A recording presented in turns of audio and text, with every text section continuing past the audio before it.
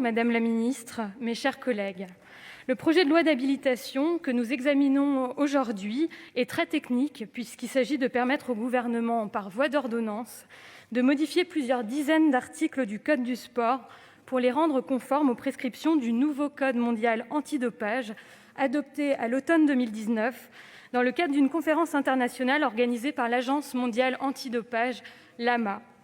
Si les dispositions concernées par le projet de loi sont effectivement complexes, ses principes et ses objectifs sont au contraire très simples, puisqu'ils visent tout simplement à renforcer l'éthique du sport. Les questions qui se posent sont fondamentales. Comment garantir l'équité des chances entre les sportifs ? Comment assurer que les comportements irréguliers seront identifiés, jugés et sanctionnés ?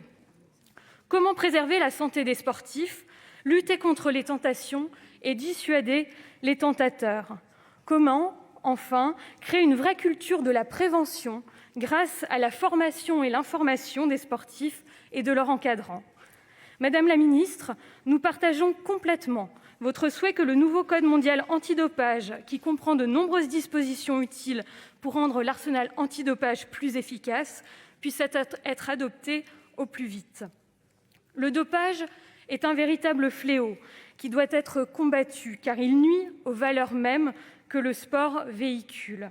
Nous avons par ailleurs un devoir d'exemplarité dans la perspective des grandes compétitions que nous allons accueillir, qu'il s'agisse de la Coupe du monde de rugby en 2023 ou des Jeux olympiques et paralympiques en 2024.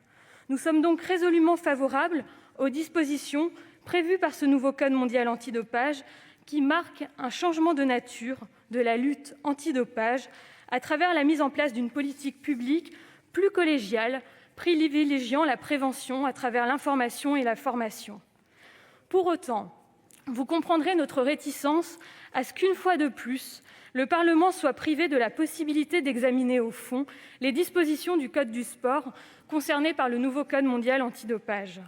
Vous nous accorderez par ailleurs que le Sénat n'est pas responsable du fait que nous n'examinons qu'aujourd'hui, le 16 février 2021, ce projet de loi qui aurait dû être adopté il y a plusieurs mois pour permettre au nouveau code d'entrer en vigueur au 1er janvier 2021.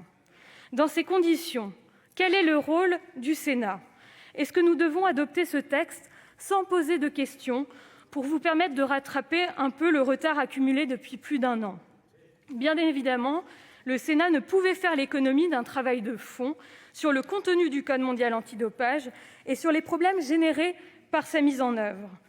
Nous avons donc longuement auditionné l'ensemble des acteurs au mois de janvier afin de nous faire notre propre opinion.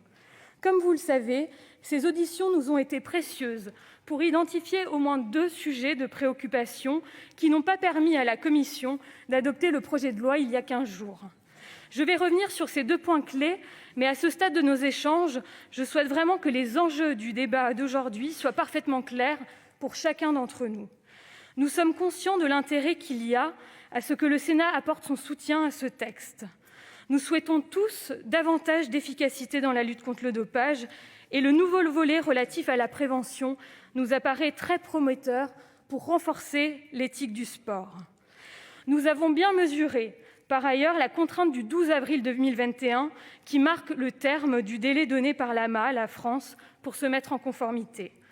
Mais le respect de ce délai ne peut avoir pour effet de nous priver des réponses que nous attendons sur les points qui font encore débat, d'autant que cette date du 12 avril constitue seulement une étape de la procédure de mise en conformité de l'AMA.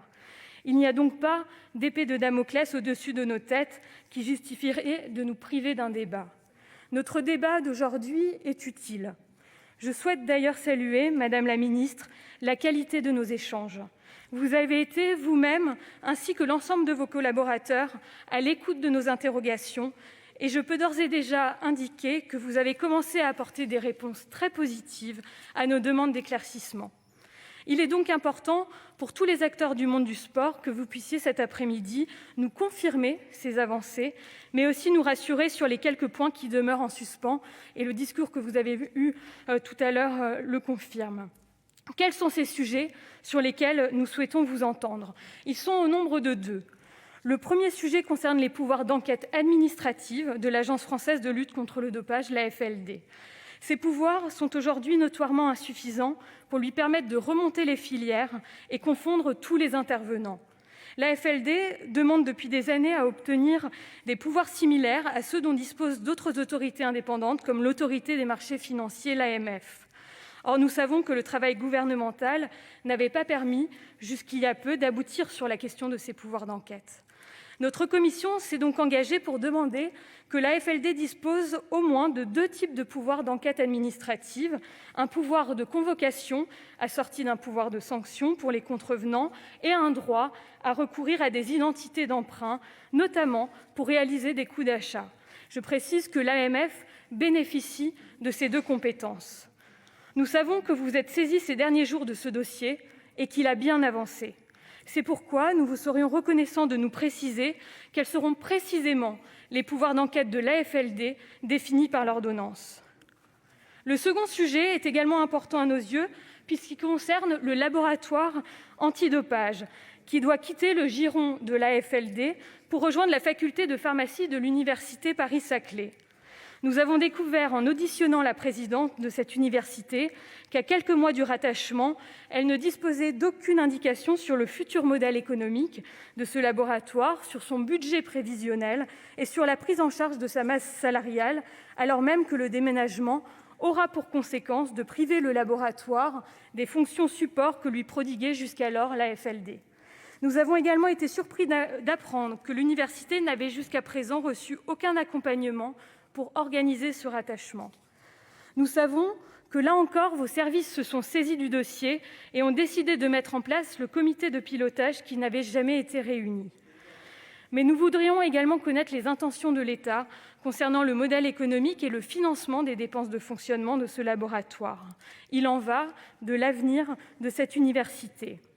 Or, vous le savez, notre commission est également compétente en matière de recherche et d'enseignement supérieur. Nous avons à nouveau échangé hier avec la présidente de l'université et nous souhaiterions maintenant connaître les garanties que l'État est prêt à lui apporter.